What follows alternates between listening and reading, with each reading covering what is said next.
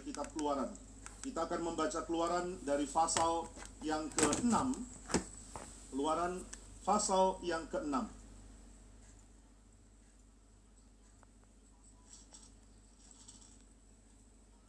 Keluaran pasal yang ke-6, kita akan membaca dari ayat yang pertama sampai ayat yang ke-12.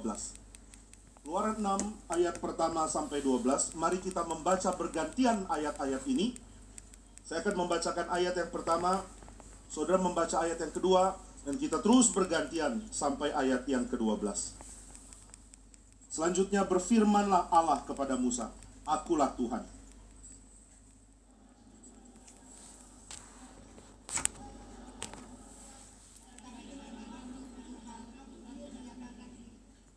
Bukan saja aku telah mengadakan perjanjianku dengan mereka untuk memberikan kepada mereka tanah Kanaan, tempat mereka tinggal sebagai orang asing.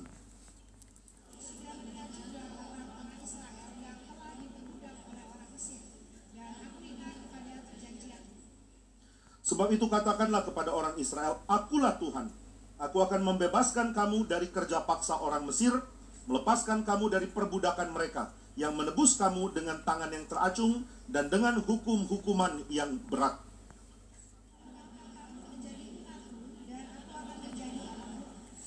Kamu mengetahui bahwa akulah Tuhan Allahmu yang membebaskan kamu dari orang Mesir.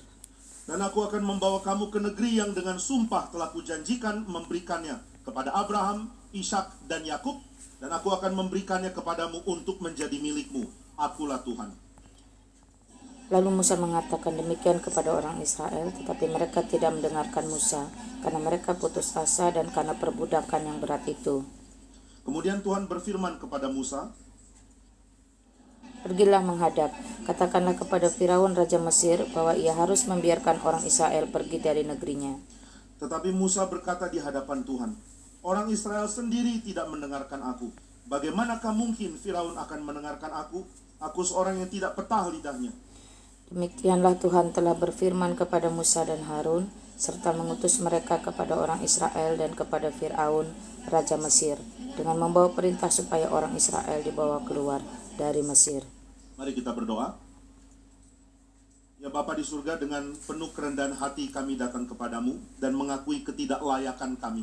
Dan kami mohon supaya Tuhan rela berbelas kasihan kepada kami.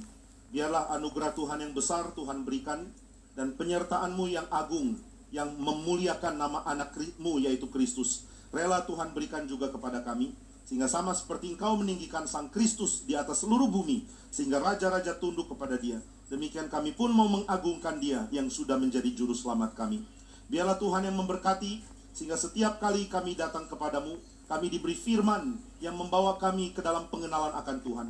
Tuhan yang memberikan kami anugerah yang membuat kami makin mencintai Tuhan yang sudah lebih dahulu mencintai kami. Maka biarlah Tuhan, kami dibentuk terus oleh firman, dibentuk oleh penyertaan dari Tuhan yang setia kepada kami.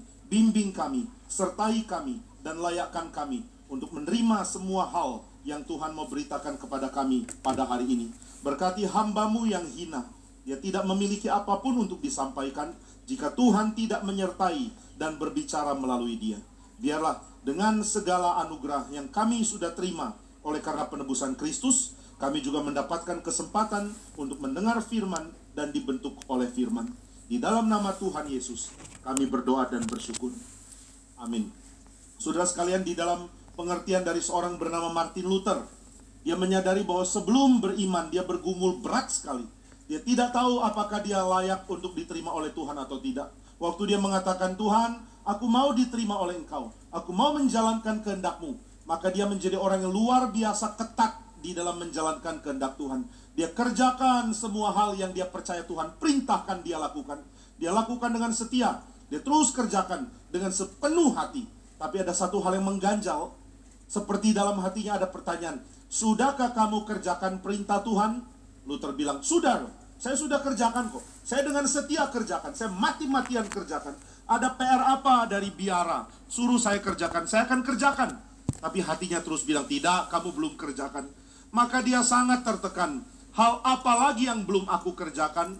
Hal apa yang Tuhan mau aku kerjakan dan masih lalai aku kerjakan? Dia terus pikir sampai akhirnya dia mendapatkan satu kejelasan dari dalam hatinya. Hukum yang utama belum kau kerjakan. Oh, ini kalimat mengagetkan dia. Peraturan paling utama belum kau kerjakan. Luther jadi ingat, di dalam kitab suci dikatakan hukum yang paling utama adalah kasihilah Tuhan Allahmu dengan segenap hatimu, dengan segenap jiwamu, dengan segenap kekuatanmu, dan dengan segenap akal budimu. Ingatan ini langsung menghantam dia. Dia sadar, saya belum mencintai Tuhan. Waktu saya kerjakan pekerjaan-pekerjaan yang diperintahkan, semua saya kerjakan karena saya takut masuk neraka. Saya tidak mau masuk neraka. Saya mau diselamatkan oleh Tuhan. Maka saya berjuang, saya kerja keras, saya taat, saya lakukan perintah. Tapi perintah paling utama, kasihilah Tuhan, saya tidak mampu lakukan. Ini bikin dia makin tertekan. Jika aku tidak mampu mengasihi Tuhan, bagaimana mungkin aku lulus semua perintah yang lain yang jauh lebih dangkal sifatnya. Ini membuat dia sangat tertekan. Di dalam kisah yang kita bisa dengar tentang kehidupan Luther, dia begitu tertekan sehingga perlu waktu yang panjang untuk dia bergumul. Sampai akhirnya dia mendapatkan kejelasan bahwa Tuhan mencintai dia lebih dulu. Baru dia dimampukan untuk mengerjakan pekerjaan-pekerjaan yang baik. Jadi cinta Tuhan datang lebih dulu. Oh, kalau cinta Tuhan datang lebih dulu, baru setelah itu saya mampu mengerjakan hidup yang diperkenan Tuhan. Berarti saya diselamatkan lebih dulu, baru saya bertindak. Ini menyadarkan dia bahwa sebenarnya dia perlu datang ke Tuhan dengan iman, bukan dengan perbuatannya. Dia tidak bisa mengatakan, oh Tuhan, aku datang kepadamu dan lihat hal-hal yang saya sudah kerjakan. Saya sudah melayani Tuhan, saya sudah memberitakan Injil, saya sudah kerja banyak hal, tolong terima saya Tuhan. Tidak, tapi dia sadar, saya datang ke Tuhan dengan kepercayaan bahwa saya hanya orang yang miskin di dalam rohani, miskin di dalam perbuatan, miskin di dalam kebaikan. Dan saya datang untuk mengemis, oh Tuhan, kasihanilah saya, berikan aku belas kasihan, sehingga aku diterima menjadi milikmu. Dan Tuhan menerima. Nah, ini berarti saudara dapat keselamatan, mendapatkan status, mendapatkan keadaan di hadapan Tuhan, karena Tuhan berbelas kasihan. Belas kasihan Tuhan berikan, dan kita akhirnya menerima. Nah, setelah itu Luther sadar dia menjadi milik Tuhan selama-lamanya. Nah, ini yang dia khotbahkan terus ketika dia keliling dari satu gereja ke tempat gereja lain di Jerman, dan bahkan keliling ke begitu banyak tempat untuk memberitakan Injil. Satu kali Martin Luther dipanggil dari Wittenberg pergi ke Heidelberg untuk memberikan penjelasan tentang iman dan pengajaran yang dia miliki. Nah, waktu Luther jalan dari Wittenberg sampai Heidelberg, dia terus singgah di desa dan di kota untuk berkhotbah. Sepanjang jalan khotbah ini, sepanjang jalan ada seri khotbah yang sangat baik. Ini namanya seri khotbah Luther dalam perjalanan dari Wittenberg kepada Heidelberg. Nah, ini menjadi ringkasan atau menjadi kumpulan khotbah yang menekankan Injil. Dan ketika orang membaca, baru mereka sadar Luther memang punya khotbah yang sangat menggerakkan. Oleh karena dia memberitakan Injil. Jika gereja memberitakan bahwa kamu harus berusaha untuk diperkenan Tuhan, Luther sebaliknya mengatakan, kamu baru akan berusaha diperkenan Tuhan kalau engkau sudah dicintai oleh Tuhan. Cinta Tuhan menggerakkan saya. Kesadaran akan cinta Tuhan membuat saya mau berjuang untuk hidup suci di hadapan Tuhan. Cinta yang Tuhan berikan kepada saya membuat saya berjuang untuk meninggalkan dosa dan untuk ikut Tuhan dengan setia. Maka Luther memberikan dobrakan. Saya dicintai dulu, baru saya bisa mencintai Tuhan. Saya dicintai dulu, baru saya bisa melayani Dia. Saya dicintai dulu, baru saya bisa hidup di dalam cara yang menghormati Dia. Tapi cinta Tuhan bukan cinta yang membuat saya pasif. Cinta Tuhan adalah cinta yang menciptakan hal yang baik di dalam diri saya. Itu berarti sejak saudara terima Tuhan, saudara akan hidup di dalam keadaan penuh cinta kasih dari Tuhan dan penuh penyertaan dari Tuhan. Nah, ini pola yang dipahami di dalam tawaran dari Martin Luther. Dan pola ini memang benar. Tetapi ada hal yang mungkin overlook, yang tidak terlalu diperhatikan di dalam pola ini. Nah, ini adalah pola yang kemudian disadari di tahun 1980 oleh seorang ahli perjanjian baru namanya Edward Sanders.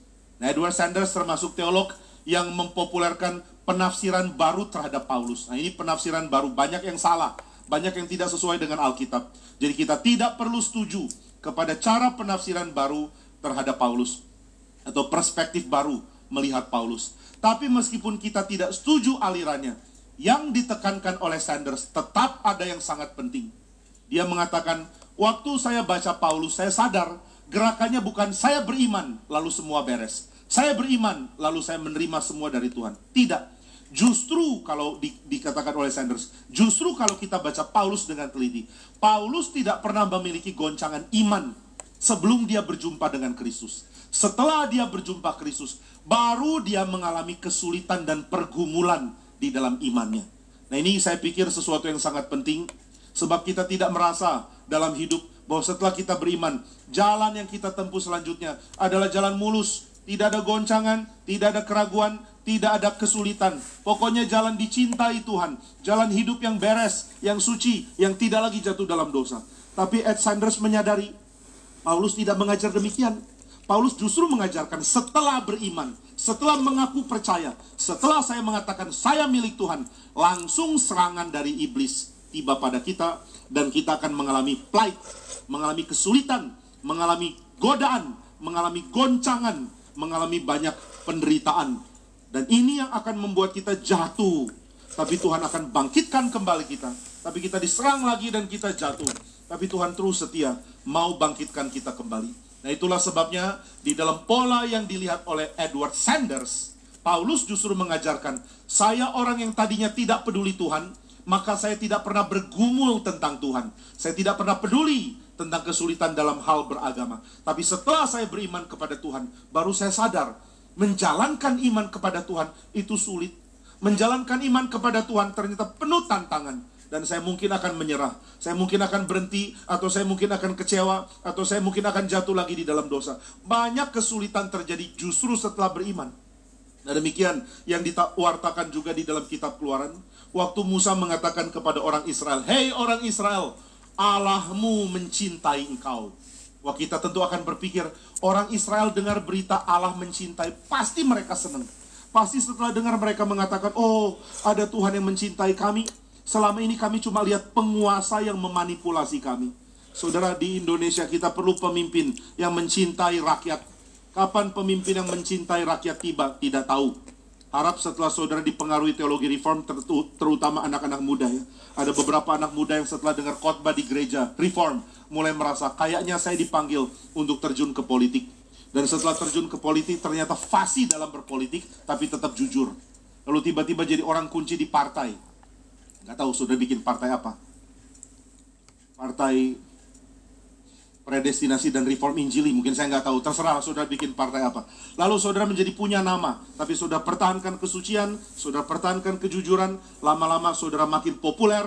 Akhirnya di pemilihan presiden tahun 2040 something, saudara maju dan terpilih jadi presiden. Waktu saudara jadi presiden, ingat, dulu ada pendeta yang sekarang sudah masih jadi pendeta, belum terlalu. Dulu ada pendeta berkhotbah di GRI Karawaci waktu aku masih muda.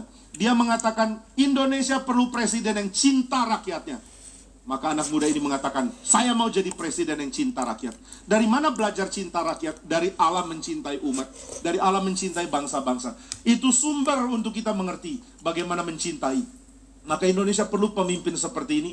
Tapi pemimpin seperti ini mau dicari di mana? Sulit. Kita cuma tahu pemimpin yang manipulatif, pemimpin yang begitu mudah untuk dipengaruhi oleh orang-orang kunci, orang-orang yang ada kepentingan untuk menjadi kaya dan serakah. Setiap kali orang jadi pemimpin, langsung dia jadi magnet untuk orang serakah mendekat. Nah, itu sebabnya politik begitu mengerikan, bukan karena politik itu jahat. Politik harusnya tidak jahat, tapi politik begitu mengerikan karena begitu ada orang kunci muncul, dia menjadi magnet yang menarik banyak orang berkepentingan. Dan banyak dari orang berkepentingan itu adalah orang serakah. Orang yang berani jadi pemimpin, tapi dia punya ketulusan hati, mau menjalankan kehendak Tuhan, mau usir semua perasaan serakah. Dia akan jadi pemimpin yang sangat memberkati. Nah, Israel tidak pernah tahu ada pemimpin baik. Mereka cuma tahu ada Firaun. Dan Firaun jahatnya bukan main. Dia tidak pernah peduli kesejahteraan Israel. yang dia peduli adalah jumlah batu bata yang dibikin oleh orang Israel. Maka penindasan demi penindasan, kejahatan demi kejahatan terus diterima Israel. Mereka menjadi korban dan Tuhan mengatakan, aku mendengar engkau. Begitu Musa mengatakan, Allah mendengar, Allah mencintai kamu, Allah mau bebaskan kamu. Wah, mereka langsung penuh sukacita.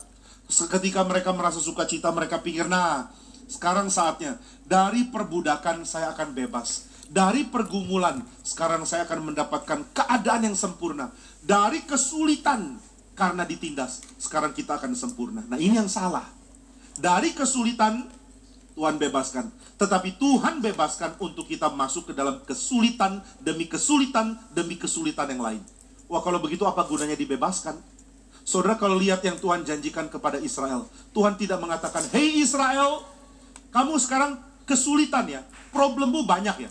Israel bilang, iya Tuhan, problem kami banyak. Kami ini ditindas, dipaksa kerja, nggak boleh istirahat, nggak boleh punya kesenangan. Kami stres, kami tertekan. Kami hanya bangsa budak yang tidak dianggap. Maka Tuhan bilang, oke, aku akan bebaskan kamu. Kamu akan bebas dari kesulitan. Nggak ada seperti itu. Tuhan mengatakan, aku membebaskan kamu supaya aku menjadi Allahmu. Maka saudara perhatikan baik-baik. Yang Tuhan tawarkan kepada umat adalah dia akan menjadi Allah mereka. Berarti segala hal yang akan dialami oleh Israel adalah hal yang juga akan dialami oleh Tuhan. Tuhan menyatukan dirinya dengan umat, dan apa yang umat lakukan, yang umat jalani, yang umat alami adalah hal yang Tuhan lakukan, Tuhan alami, dan Tuhan jalani di tengah-tengah mereka.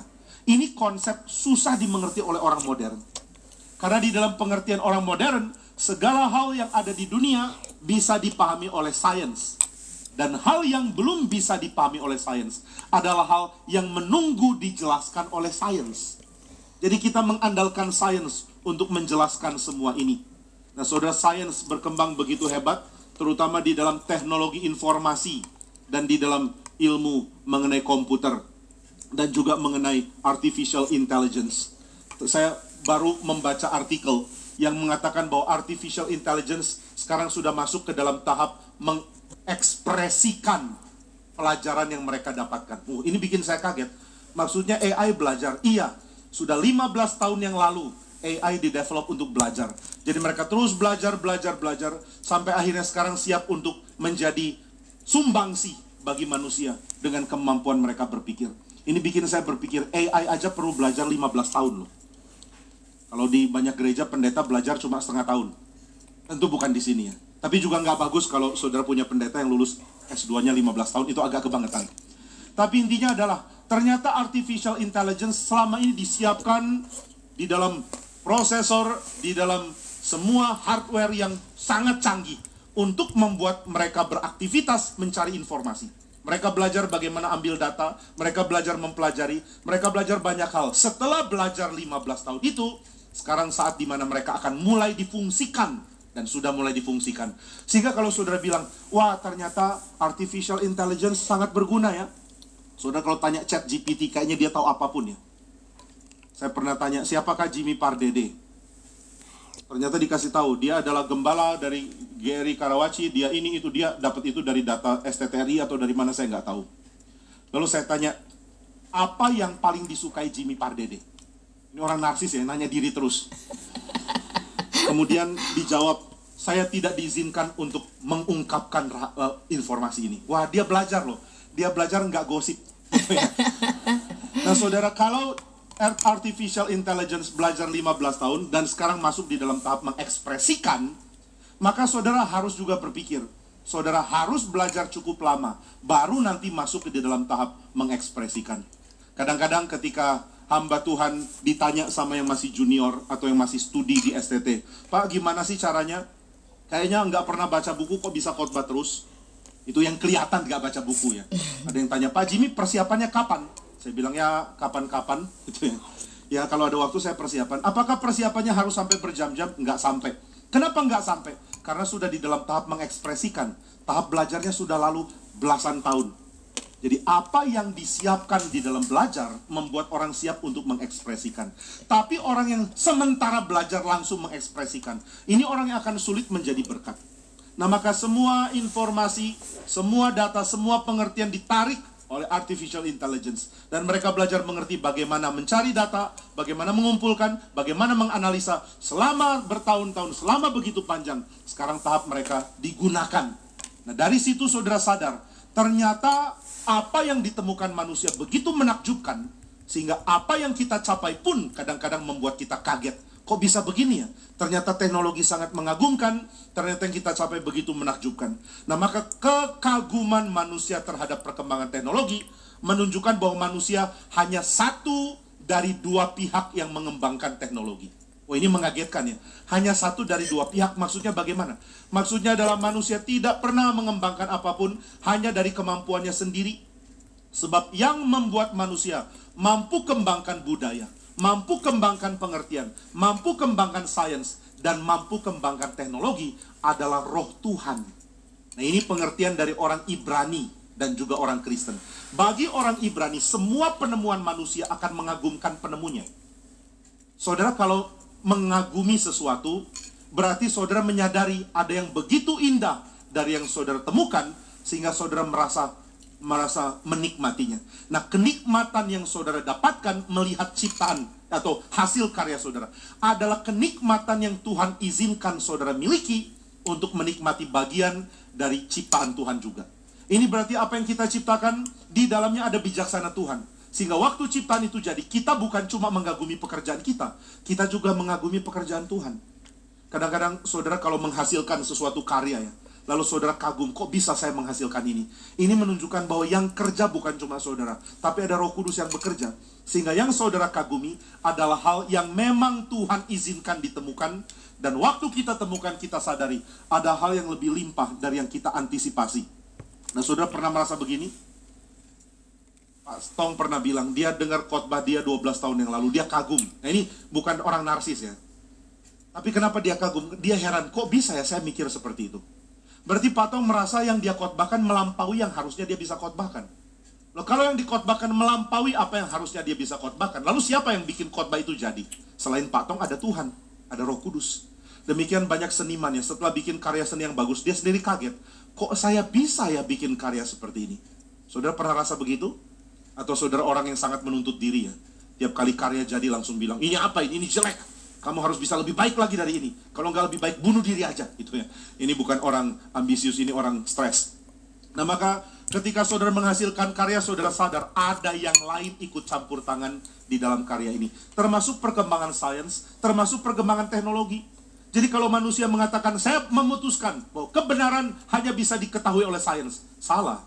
Karena di dalam sains ada campur tangan Tuhan yang membukakan kepada kita, yang menyatakan kepada kita, yang membuat kita mengerti jalannya alam ini. Nah, ini sesuatu yang kadang orang tidak mengerti, sehingga mereka cuma berpikir, kami tanpa Tuhan bisa mengembangkan sains, kami tanpa Tuhan bisa mengembangkan teknologi, kami tanpa Tuhan bisa mengembangkan kebudayaan yang bagus, kami tanpa Tuhan bisa mengembangkan bangsa yang bagus. Tapi Tuhan akan bilang, gak mungkin, karena engkau bisa beraktivitas oleh karena Rohku menyertai engkau. Nah, ini aspek dari pekerjaan Roh Kudus secara umum ya. Ini bukan berkait dengan keselamatan. Saya tidak bilang bahwa orang yang bisa kembangkan budaya baik pasti mereka diselamatkan. Bukan. Tapi orang yang bisa kembangkan kebudayaan adalah orang yang dipakai Roh Kudus di dalam pekerjaan yang berkait dengan hal umum, bukan keselamatan. Nah, jadi Roh Kudus ada di dalam diri orang percaya, tapi Roh Kudus juga ada di dalam orang-orang tidak percaya. Namun kehadiran Roh Kudus dalam diri orang tidak percaya bukan kehadiran yang menyelamatkan. Sedangkan kehadiran Roh Kudus di dalam diri orang Kristen adalah kehadiran yang menyelamatkan. Nah, ini harap kita bisa bedakan. Jadi Tuhan bekerja lewat pencapaian manusia. Kalau begitu manusia tidak mungkin mendapatkan apapun dan mencapai apapun kecuali Tuhan terlibat. Jadi kalau orang mengatakan kita nggak perlu Tuhan kok, semua bisa kita kerjakan sendiri, itu adalah hal yang bodoh. Saudara kalau tidak menyadari pekerjaan Tuhan, akhirnya saudara mengabaikan Tuhan. Sudah mengabaikan Tuhan, akhirnya tidak peduli bagaimana hidup kita dinilai oleh Dia. Ini mirip dengan anak kecil yang kerjakan apapun karena dimodali oleh uang jajan yang diterima dari papanya. Ah, saya mau belikan kado untuk papa. Oke, silakan nak belikan kado untuk papa. Minta uang jajan tambahan. Loh, kenapa uang jajan tambahan? Ya supaya bisa beli kado untuk papa. Oh, oke. tambah uang, lalu dia pergi, kemudian dia beli hadiah untuk papanya. Misalnya apa ya? Rolex, contoh. Ini uang jajannya kebanyakan. Beli Rolex, lalu bilang, "Pak, ini ada hadiah buat papa." Papanya, jam Rolex. Berarti kamu nggak nabung yang uang papa kasih ya? Nggak, Pak, semua uang dibelikan untuk jam tangan ini. Akhirnya papanya pakai jam tangannya, besok-besoknya anaknya mulai lupa. "Pak, saya mau pergi, saya mungkin akan skip jam malam. Jadi saya akan pulang lebih malam daripada peraturan yang papa bikin." Loh, nggak boleh kan, kita sudah sepakat kamu harus pulang jam 10 malam. "Nggak, saya mau pulang jam 12 malam. Loh, nggak bisa, harusnya jam 10 malam. Papa lupa ya, itu jam dari siapa? Ini ya, itu kan anak kurang ajar ya. Papa lupa itu arloji dari siapa? Ya dari kamu. Nah, kalau begitu, tolong ingat ya berkat yang aku sudah berikan ke papa. Nah, ini anak minta dijitak, papanya akan bilang, "Uangnya pun dari saya kok. Kamu cuma modal jalan ke toko. Kamu cuma modal beli, ongkos pun minta papa." Jadi ini anak nggak tahu bahwa sumber dari semua yang dia bisa berikan ke papanya itu dari papanya sendiri. Inilah kita. Kita pikir kita bisa sukses, kita bisa jaya, kita orang hebat, kita punya pengetahuan, kita punya kemampuan. Padahal kita pun nggak mengerti bagaimana otak bekerja. Satu kali ada lelucon ya, ada dokter ahli bedah otak. Ditanya, "Apa yang menurutmu paling sulit dilakukan?" Dia bilang, "Putar otak." Gitu ya. Maksudnya putar otak, memutar waktu bedah otak, tapi sambil menyindir kemampuan saya putar otak. Saya juga nggak ngerti bagaimana otak bekerja. Jadi kalau saudara bilang, "Saya punya bakat, saya orang hebat, saya orang pintar," coba kasih tahu saya bagaimana kepintaranmu bekerja. Saudara pun nggak tahu. Kadang-kadang hal yang kita miliki begitu cepat kita eksekusi, sehingga seperti cuma insting saja. Ada yang mengatakan kepada saya bahwa insting dari orang yang berpengalaman itu bukan insting. Itu adalah pola pikir yang cepat sekali. Sehingga dia langsung tahu mau ngapain, dia langsung tahu mau mengeksekusi apa. Nah, saudara yang sudah fasih di dalam bidang pekerjaan saudara, saudara akan punya insting seperti ini. Tapi insting seperti ini adalah ekspresi dari kemampuan pikiran yang sudah dilatih, sehingga dia dengan cepat bisa memutuskan. Saya pernah dengar ada satu orang teleponan ya. Waktu telepon dia urusin bisnisnya, dia ditelepon oleh satu orang, "Oh ya, nanti begini-begini. Lalu kalau begini bagaimana? Lakukan ini aja." Lalu setelah itu dia tutup telepon, ajak saya ngobrol. Belum lama ditelepon lagi. Dia ngobrol lagi, "Pak, gini-gini bagaimana?" "Oh, langsung begini aja." Saya pikir ada 6 orang berbeda telepon dia, dan dia langsung berikan keputusan saat itu juga. Saya tanya, "Pak, kok cepet banget mikirnya?" Dia bilang, "Iya cepet juga ya, saya baru sadar loh. Saya mikirnya cepet. Sama kayak Bapak kok bisa mikir korban cepet itu dari mana?"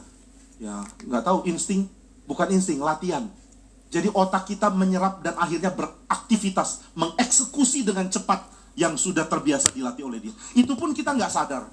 Jadi kalau Tuhan mau bilang jangan sombong, kita nggak bisa bilang boleh sombong, karena saya sudah jalankan hidup tanpa bantuan Tuhan. Tuhan bilang kamu beraktivitas, otak pun aku yang tolong. Otakmu bisa berfungsi juga dari saya. Kalau Tuhan benar-benar sudah capek sama kita karena kita terus lawan dia, nanti dia bilang, "Saya bikin kemampuanmu menurun, kira-kira gimana ya? Saya bikin kemampuan kamu kerja menurun sehingga kamu nggak bisa kerja lagi, kamu sulit menjalani hidup, bagaimana? Kamu berhutang semua kepada aku." Demikian firman yang akan Tuhan berikan kepada kita.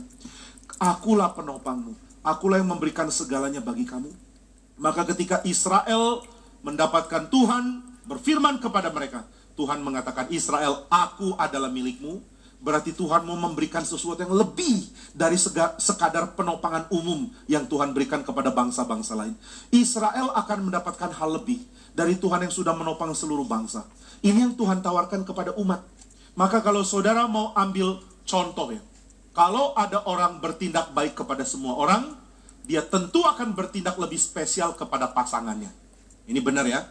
Saudara orang baik, sama siapapun baik, tapi sama pasangan pasti lebih baik. Seorang laki-laki yang baik, dia ramah kepada semua, tapi kepada istrinya dia akan jauh lebih cinta, jauh lebih punya komitmen, jauh lebih punya kesetiaan dan hati diberikan untuk istrinya. Kalau nggak begitu, ini laki-laki yang kacau. Kalau laki-laki mengatakan, "Aku orang yang mau menjalankan firman Tuhan." Firman apa? "Kasihilah sesamamu manusia." Maka aku akan cinta banyak perempuan lain selain istri. Nah ini, orang perlu digantung. Gitu ya. Nah kalau dia mengatakan, "Aku bisa ramah sama orang lain," di dalam batasannya tentu. "Aku bisa bergaul dengan orang lain di dalam batasan yang pantas. Aku bisa akrab dengan orang lain di dalam batasan yang pantas. Tapi kepada engkau, hai istriku, aku memberikan seluruh diriku kepadamu." Nah itu yang Tuhan mau tawarkan kepada Israel. Israel tahu tidak? Aku baik kepada banyak bangsa. Aku topang banyak bangsa. Tapi kepadamu, aku akan jadi Allahmu dan engkau akan disebut sebagai umatku. Nah berarti Tuhan sedang menyiapkan Israel untuk masuk ke dalam relasi yang belum pernah dinikmati bangsa manapun. Sebuah relasi spesial yang tidak akan dimiliki oleh siapapun dan tidak akan dialami oleh siapapun, karena Tuhan yang pilih siapa yang akan jadi bangsanya dia. Saudara, nggak ada bangsa bisa berkompetisi untuk jadi umat Tuhan. Tuhan yang pilih. Dan ketika Tuhan pilih, bangsa yang dipilih mendapatkan hati Tuhan, mendapatkan perhatian Tuhan, mendapatkan cinta Tuhan, mendapatkan kesenangan untuk berelasi dengan Tuhan. Itu sebabnya ketika orang Israel dipanggil oleh Tuhan, sebenarnya Tuhan sedang menyatakan sebuah rencana spesial untuk mereka. Tapi saudara, apa yang terjadi? Ternyata setelah mereka bertemu Tuhan dan mereka sedang, oh Tuhan, terima kasih, Engkau sudah menjadi milik kami. Engkau mau membebaskan kami. Puji Tuhan, aku mau belajar beriman kepadamu. Aku mau bersuka cita karena Engkau membebaskan kami. Nah, tapi ternyata setelah Tuhan menjanjikan hal ini, hidup orang Israel makin berat. Mereka mulai konflik dengan Mesir. Mesir tindas mereka lebih keras lagi. Dan sekarang mereka sangat lelah dengan penderitaan yang mereka alami. Saudara, jangan remehkan penderitaan Israel. Kadang kalau kita baca bagian ini, kita geleng-geleng kepala. Kok bisa ya Israel sembarangan menolak Tuhan? Karena ketika Musa mengatakan kepada Israel, Israel, Tuhan membebaskan kamu. Israel mengatakan, sudahlah, kami sudah capek. Kami sudah tidak mau dengar kamu lagi. Karena kami sudah lelah. Kami lelah dengan hantaman penderitaan yang kami alami dari Mesir. Dan setelah Tuhan berfirman, seperti tidak ada yang berubah. Setelah Tuhan menyatakan diri menjadi milik kami malah ditindas lebih berat lagi. Nah, kita mungkin akan bilang, dasar umat gak tahu diri. Tapi coba kita renungkan bagian ini pelan-pelan. Bayangkan ada sekelompok orang, sekelompok umat yang dianggap punya harga lebih rendah dari yang lain. Ini sangat menyakitkan. Apa perasaan saudara kalau saudara dianggap menjadi bagian dari kelompok yang rendah, menjadi bagian dari kelompok yang lebih layak untuk dibuang, di outcast, menjadi outcast, gak boleh masuk ke dalam. Saudara tentu akan merasa sangat sedih. Ini yang terjadi pada kelompok Israel karena dijadikan budak. Mereka kalau berjalan, mereka akan dianggap hina. Tidak boleh berjalan di tempat yang sama dengan orang Mesir. Tidak boleh masuk ke tempat orang Mesir berkumpul. Mereka punya kelompok yang tersendiri. Ini mirip dengan perlakuan orang-orang yang berkulit hitam di Amerika pada masa perbudakan. Mirip dengan perlakuan kepada orang-orang berkulit gelap di Afrika Selatan pada masa apartheid. Mirip dengan perlakuan kepada orang-orang Yahudi dari orang Jerman. Saudara, Jerman waktu diperintah oleh Nazi begitu kejam. Mereka mengatakan Eropa harus ditaklukkan oleh bangsa yang bisa membangun kebudayaan. Dan bangsa yang bisa membangun kebudayaan adalah Jerman. Sedangkan bangsa perusak kebudayaan adalah Yahudi. Maka mari musnahkan Yahudi dari Eropa. Ini jahatnya bukan main. Bonhoeffer itu seorang teolog, tapi kemudian dia dieksekusi. Dia ditangkap dan digantung, dihukum mati oleh pemerintahan Hitler. Dia dihukum mati tanggal 9 April. Maka ketika retreat pemuda diadakan di tanggal itu, waktu ketua panitia diskusi dengan saya, kira-kira tema apa ya? Saya langsung bilang, bagaimana kalau tema utama dari Bonhoeffer? Salah satunya adalah cost of discipleship. Langsung ketua panitia bilang, wah kita sepikiran, saya juga mau usulkan itu. Nah, ini namanya pikiran yang sehati. Bonhoeffer akhirnya mati di tanggal 9 April. Maka saya pikir ini retreat bukan retreat yang main-main. Ini retreat mengajak kita untuk berpikir serius, apa sih harga yang harus dibayar ketika seseorang menjadi pengikut Kristus. Kebanyakan anak muda cuma tahu hidup itu menyenangkan, main-main. Akhirnya kebanyakan dari mereka tidak sanggup memikul beban sedikit pun. Banyak yang gampang patah. Ada yang bilang ini namanya generasi strawberry. Wah, ini nggak benar ya. Gereja Reform harus merubah generasi strawberry menjadi generasi durian. Yang berani menusuk keluar, tapi tetap dalamnya penuh kemanisan. Mari ya kita ubah generasi strawberry jadi generasi durian.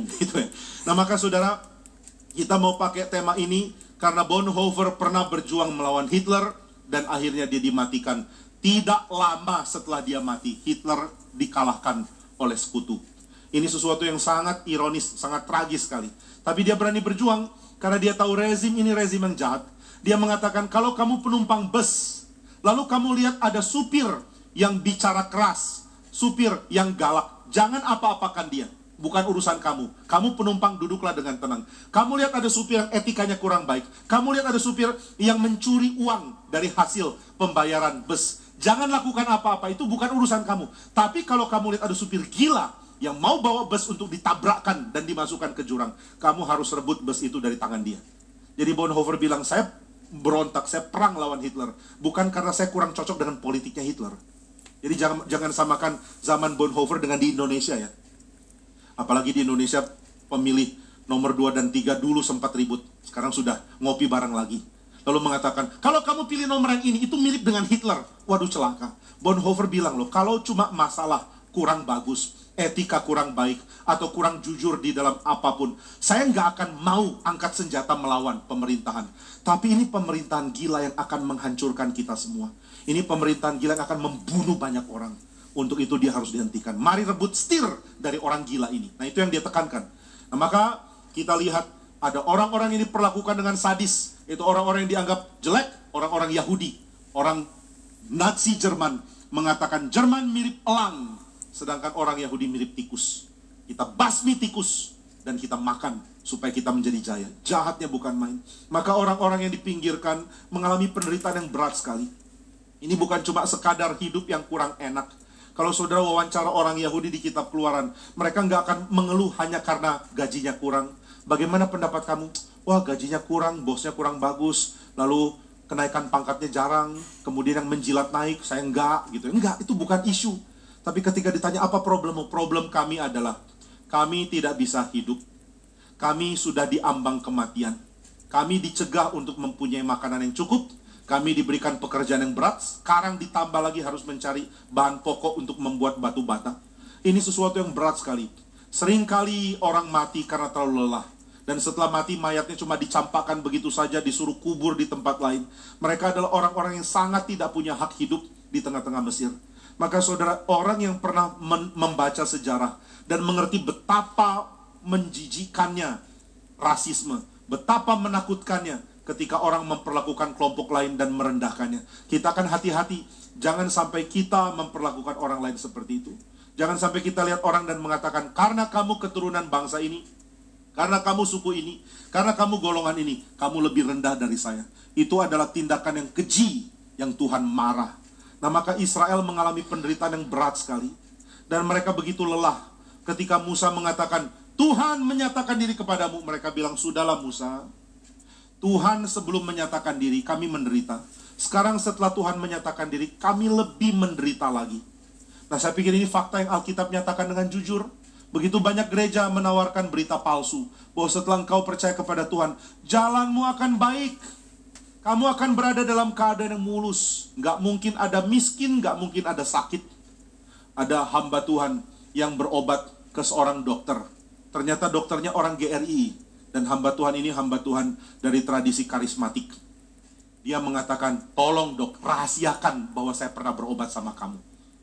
Dokternya bilang, ya saya usahakan. Dia bilang usahakan ya. Jadi dia udah berusaha, tapi dia terpaksa kasih tahu gitu ya.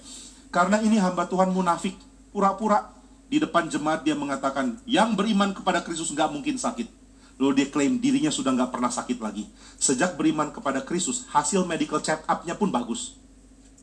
Saya nggak tahu kenapa bisa bagus. Pokoknya iman kepada Kristus dan hadirnya Roh Kudus itu menurunkan kolesterol jahat, gitu ya.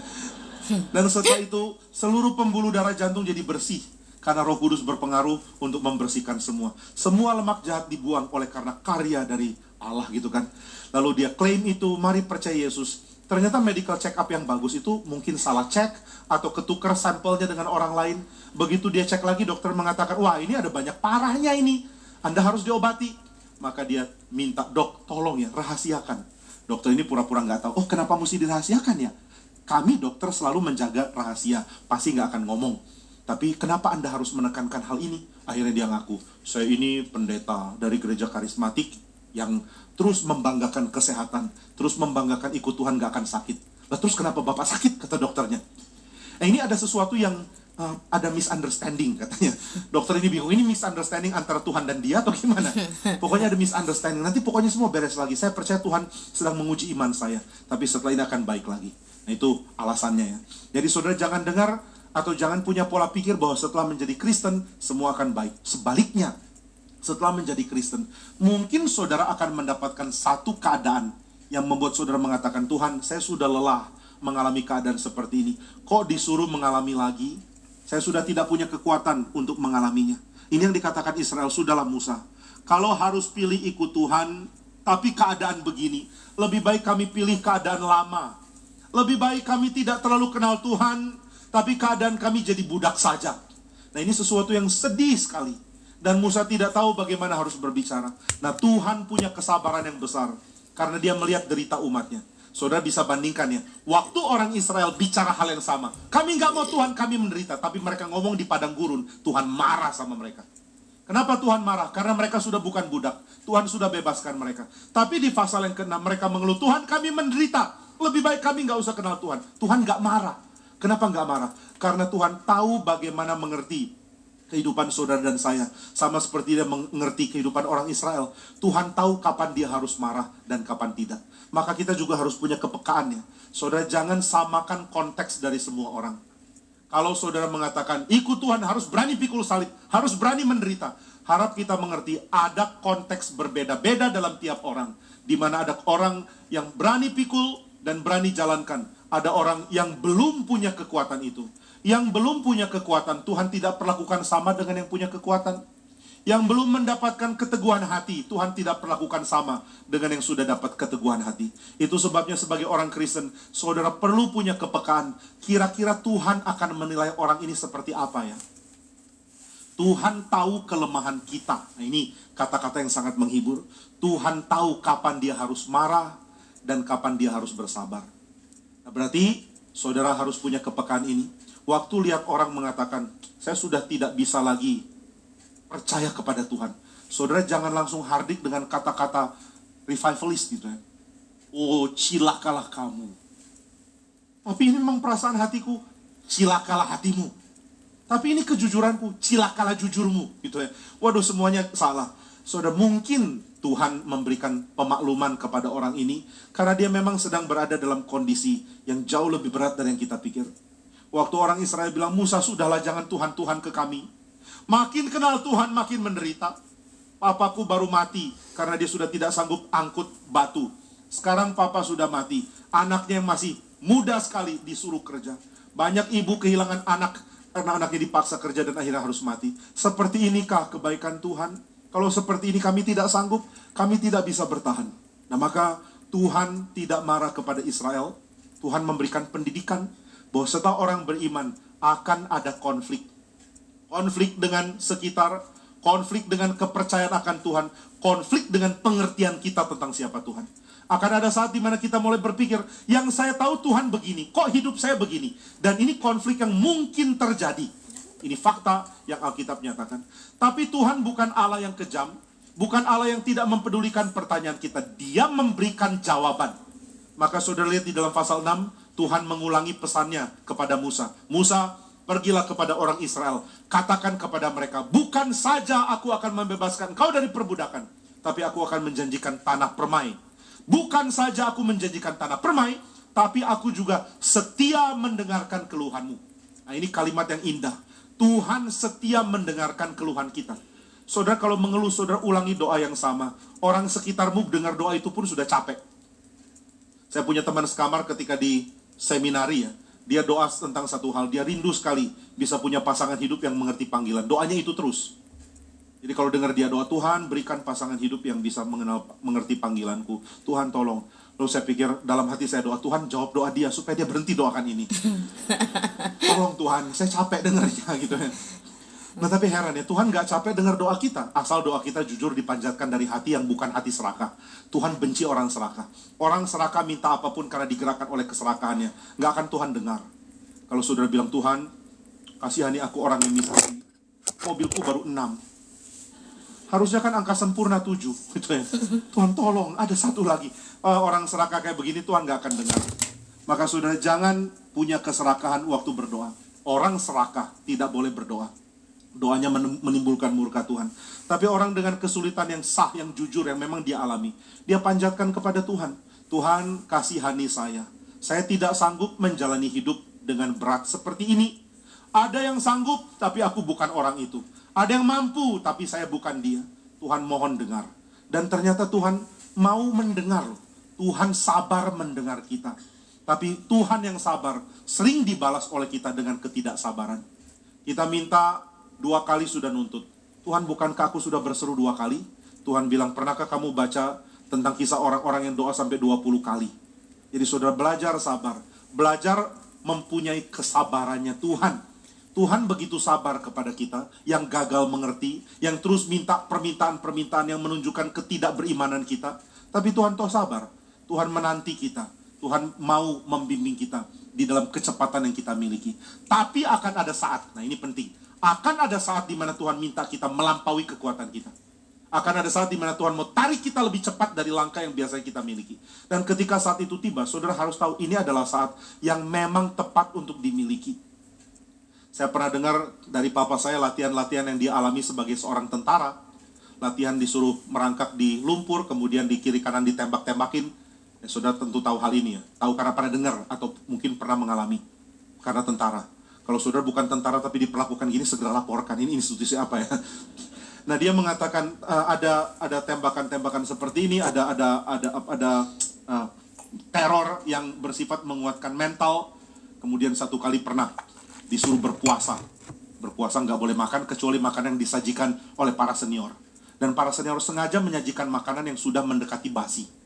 Jadi tiap hari makan makanan yang sudah mau basi.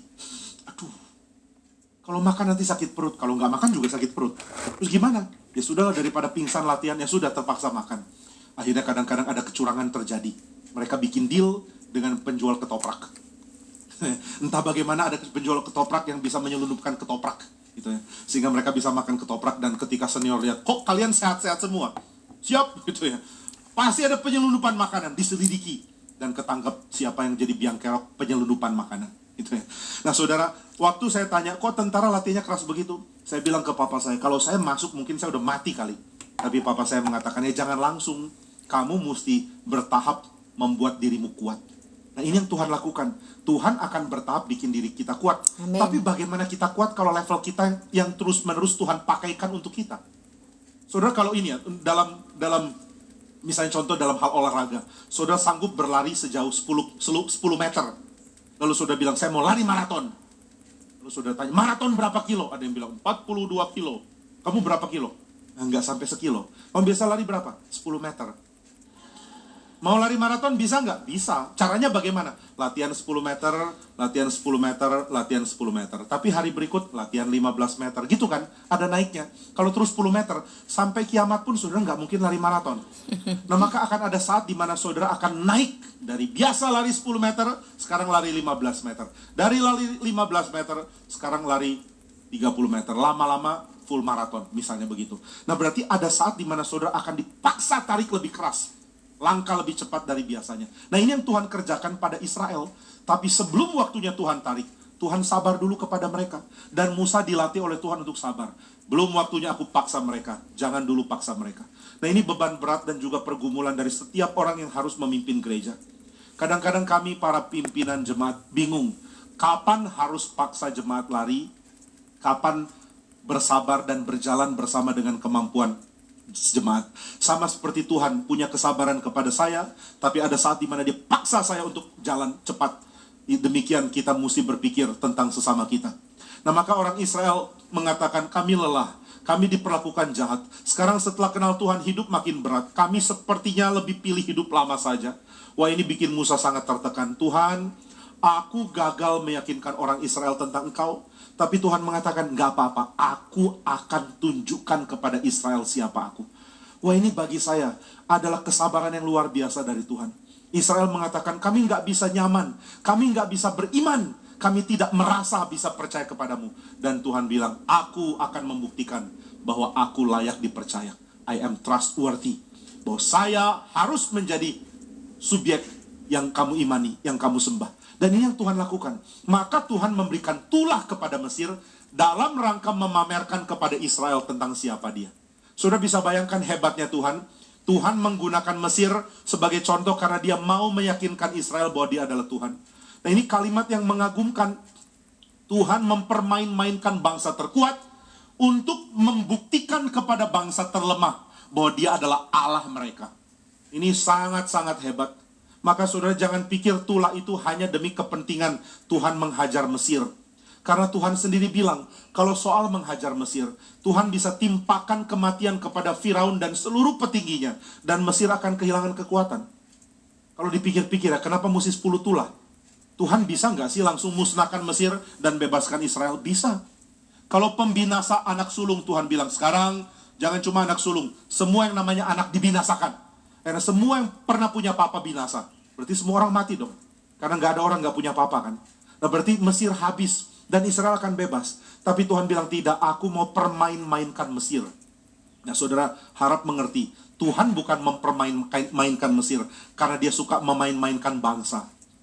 Ini kan kalimat yang jahat dari Al Pacino. Bukan Al Pacino, tokoh yang diperankan Al Pacino di dalam film The Devil's Advocate. Nah, saya kalau contoh film bukan berarti saudara harus nonton filmnya ya. Saya cuma kasih tahu saya dapat pengertian ini dari mana. Nah, Al Pacino main sebagai setan, lalu dia mengatakan, tahu tidak siapa Tuhan? Ini kata-kata setan ya, kata-kata orang jahat ini. Dia mengatakan, tahu tidak siapa Tuhan? Tuhan itu orang sadis yang suka penderitaan. Dia senang main-mainkan bangsa karena dia terhibur karenanya. Nah, ini kalimat setan, jangan didengar. Ya saudara sudah dengar, jangan dipercaya gitu ya. Nah, saudara, Tuhan bukan suka memain-mainkan Mesir karena dia senang. Saya hancurkan Mesir. Semua air jadi darah, lalu orang Mesir kehausan. Lalu Tuhan tepuk tangan. Enak ya, nggak bisa minum ya. Mereka beli aqua jadi darah kuah. Mereka mau Coca-Cola jadi darah cola. Semua nggak ada yang bisa diminum. Lalu mereka menderita. Ini bukan demi amusement untuk Tuhan bersenang-senang. Bukan. Tapi Tuhan mau pamerkan kepada orang Israel, kamu bisa percaya kepadaku. Bagaimana percaya kepada Tuhan? Lihat. Bangsa paling penting, aku anggap tidak penting karena kamu lebih penting. Jadi saudara, Tuhan menunjukkan pentingnya Israel dengan menunjukkan bagi dia Mesir tidak penting. Nah ini sebenarnya inti dari pengertian predestinasinya Paulus. Nah banyak dari kita mengerti predestinasi di dalam teologi sistematik. Tapi sebenarnya waktu Paulus mengatakan predestinasi, dia mengatakan justru Tuhan menunjukkan murkanya kepada orang jahat untuk menunjukkan betapa besar cinta dia kepada kaum pilihan. Maka Tuhan permain-mainkan orang jahat. Tuhan hakimi mereka dengan sangat-sangat kasihan. Sehingga kita mengatakan, oh Tuhan, Engkau melakukan itu untuk kami. Tuhan melakukan itu untuk membalas perlakuan mereka yang jahat. Nah maka Israel sebenarnya sedang mendapatkan pesan dari Tuhan. Tuhan mengatakan, aku mencintai engkau. Orang Israel bilang, kami tertindas oleh Mesir. Tuhan bilang, jangan takut, aku akan permain-mainkan Mesir. Wah, ini kalimat yang menguatkan sekali. Ada satu orang teman saya, dia paling takut sama hantu. Dia bertuhan tapi takut hantu. Gitu ya. Nah satu kali ketika dia ada di GRI Malang, ini waktu itu saya masih melayani di GRI Malang. GRI Malang itu ada rumah tuanya. Jadi ada gereja tapi depannya itu rumah tua. Dan saya tinggal di Pastoria di rumah tua itu. Dan banyak cerita di rumah tua itu. Ada yang mengatakan ada perempuan pakai kelom jalan-jalan. Ada yang tiba-tiba cuci piring tapi piringnya masih kotor. Nah ini yang bikin saya nggak suka. Kok cuci piring tapi piring masih kotor? Pokoknya banyak hal yang aneh terjadi Pak. Wah banyak berita masuk. Akhirnya saya entah lagi bicara ringan, ngomong sama orang ini. Wah banyak cerita di rumah ini tapi saya nggak pernah ngalamin apa-apa. Makin saya cerita makin dia takut. Dan dia harus nginep di situ. Kenapa kamu cerita katanya?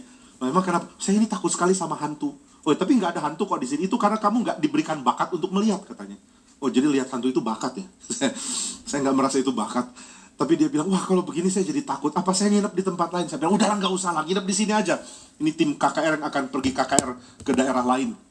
Pagi-pagi sudah harus berangkat. Nanti kami tunggu-tunggu kamu. Sudah capek. Sudah nginep di sini bersama dengan yang lain. Akhirnya dia nginep, tapi sebelumnya dia ngobrol sama saya. Saya minta didoakan supaya saya kuat. Saya gimana doakannya? Tapi lihat mukanya begitu serius, saya nggak tega. Akhirnya saya doakan. Saya mengatakan begini, Tuhan, Engkau lebih kuat dari kuasa apapun. Biarlah Engkau yang mempermainkan kuasa-kuasa lain, memberikan kami keberanian. Ternyata doa itu menguatkan dia. Dia terus ingat Tuhan yang mempermainkan kuasa-kuasa lain. Langsung katanya, ini menurut dia ya, dia pergi ke kamar, harusnya dia tidur, lalu dia bilang, hei, hantu katanya. Tuhan akan permainkan kamu kalau kamu ganggu saya. Katanya begitu. Saya sih nggak maksud dia harus ngomong gitu ya, tapi ya dia ngomong gitu mau gimana. Kemudian dia tidur di kamar itu sampai pagi, katanya nggak ada yang ganggu. Yang ganggu justru saya, bangunkan dia dan rekan-rekan lain untuk tidak terlambat. Maka dia bilang, ternyata berhasil. Saya langsung bilang kepada hantu, hei hantu, Tuhan akan permain-mainkan kamu kalau kamu berani ganggu saya. Itu kata dia. Saya nggak bilang ini cara efektif untuk usir hantu ya. Saya bukan Ghostbuster. Cuma saya mau mengatakan kepada saudara, Tuhan katakan ini kepada Israel. Kamu takut sama Mesir? Iya Tuhan, Mesir menindas saya. Kamu takut sama perbudakan? Iya. Kamu takut sama sumber penderitaanmu? Iya. Kamu takut sama mereka yang bikin kamu sengsara? Iya. Saya akan permain-mainkan kamu, mempermain-mainkan mereka untuk menunjukkan kamu boleh tenang beriman kepada aku. Nah, maka seluruh Alkitab ini jadi bukti, kalau dikatakan Paulus di dalam Roma 15. Seluruh kisah Alkitab ini menjadi bukti bagi kita sekarang bahwa Tuhan sanggup mempermain-mainkan kuasa paling besar karena cintanya kepada umatnya. Amen. Maka mari kita berserah kepada Tuhan. Jika keadaan kacau terjadi, mungkin keadaan kacau terjadi karena kita kurang baik mengatur hidup. Mungkin keadaan kacau terjadi karena ada orang jahat yang berlaku jahat kepada kita. Mungkin kekacauan terjadi karena ada kuasa apa mengganggu kita. Apapun itu. Tapi membaca kisah ini kita menjadi tenang. Allah adalah Allah yang menanti kita bertumbuh secara iman. Dan Allah adalah Allah yang mempunyai kekuatan untuk mempermainkan dan menghancurkan apapun yang kita takut yang menghancurkan kita. Dari sini kita sadar bahwa Israel setelah beriman justru akan masuk ke dalam pergumulan untuk percaya Tuhan. Percaya Tuhan bukan hal yang mulus. Begitu saudara percaya Tuhan, langsung ada kegoncangan yang bikin saudara terus bergumul untuk percaya Dia. Tapi kisah kitab suci memberikan kesaksian kepada kita. Mari jangan berhenti percaya Tuhan. Mari jangan berhenti bergantung kepada Dia. Mari jangan berhenti beriman kepada Dia. Karena Dia mempedulikan kita dan Dia sanggup mempermainkan kuasa-kuasa jahat apapun. Baik itu politik yang jahat, baik itu orang-orang yang jahat, baik itu agama yang jahat, apapun akan Dia permainkan. Saya sangat bersyukur ketika melihat tangan Tuhan memimpin Israel. Dan tangan yang sama memimpin Israel adalah tangan yang sama yang memimpin gerejanya sekarang. Kadang-kadang di dalam gerakan Reform Injil ini saya melihat begitu banyak hal yang mengagumkan, yang kadang-kadang kita nggak sadar. Kita melihat ketika bangunan bisa dibangun misalnya, ketika izin yang sulit ternyata bisa dipenuhi. Ketika kemungkinan membangun tidak ada karena nggak ada uang, nggak ada koneksi dengan pemerintah, tapi ternyata semua jadi. Gedung ini jadi, ini anugerah Tuhan. Gedung di Bandung jadi, itu anugerah Tuhan. Dan kami di Bandung tahu karena banyak perlawanan yang kami alami, tapi setelah Tuhan memimpin, nggak ada apapun yang sulit yang kita hadapi. Tuhan terus memimpin kita di dalam langkah. Maka biar kita belajar percaya kepada Tuhan dan biar kita antisipasi. Setelah saudara beriman kepada Tuhan, goncangan justru akan muncul belakangan. Nanti ketika goncangan muncul, mari kita bilang, Tuhan, ini adalah tanganmu yang sedang memaksa saya melangkah lebih cepat dari biasanya. Ini tanganmu yang sedang membentuk saya supaya saya lebih kuat dari biasanya. Dan ketika momen ini tiba, saya mengatakan, Tuhan, saya tahu Engkau bisa permainkan kuasa jahat dan Engkau mengasihi saya. Maka saya diam dengan tenang mengikuti pembentukanmu. Biar kita dengan tenang mengikuti pembentukan Tuhan yang punya kuasa atas seluruh ciptaannya. Mari kita berdoa. Bapa di surga, kami mohon supaya Tuhan memberkati kami, sehingga kami makin mengerti agungnya rencanamu. Engkau menyatakan diri kepada Israel, dan Israel mengalami kehidupan yang makin berat dan pahit karena penindasan. Dan di tengah kepahitan itu Tuhan tidak marah. Tuhan dengan sabar menjelaskan kepada Israel bahwa Tuhan adalah Allah yang layak untuk dipercaya, yang kepadanya seluruh Israel mesti memberi diri untuk menyembah. Kami mau menyembah Engkau ya Tuhan, sebab Engkau adalah Allah yang baik, Allah yang menghancurkan yang jahat, dan Allah yang mencintai kami. Kami bersyukur untuk belas kasihan dan berkat yang Engkau berikan. Tuntun kami melalui padang gurun yang Tuhan maksudkan untuk kami lalui, dan biarlah langkah kami diatur oleh Tuhan. Di dalam nama Tuhan Yesus, kami berdoa dan bersyukur. Amin. Amin. Nah, puji Tuhan teman-temannya. Nah, itu khotbah sudah selesai. Kita sama-sama belajar tadi bahwa mengikut Kristus bukan berarti gemah ripah loh jinawi, tapi akan ada banyak goncangan. Dan di atas segala goncangan itu, biarlah Kristus sumber segala kuasa yang mempermain-mainkan kuasa-kuasa jahat, kuasa-kuasa kegelapan, agar tidak mempengaruhi kita untuk lebih semakin berserah diri kepadanya. Puji Tuhan, selamat memulai minggu yang baru teman-teman. Tuhan Yesus memberkati. Selamat hari Senin, Money Day. Ya, jadi hari kita bisa membuat uang dengan cara yang baik, cara yang benar di hadapan Allah. Bukan Monster Day yang membuat kita lemah, takut, atau malas melangkah. Oke, semangat. Sampai jumpa. Tuhan Yesus memberkati kita semua. Shalom. Tuhan. Terima kasih teman-teman.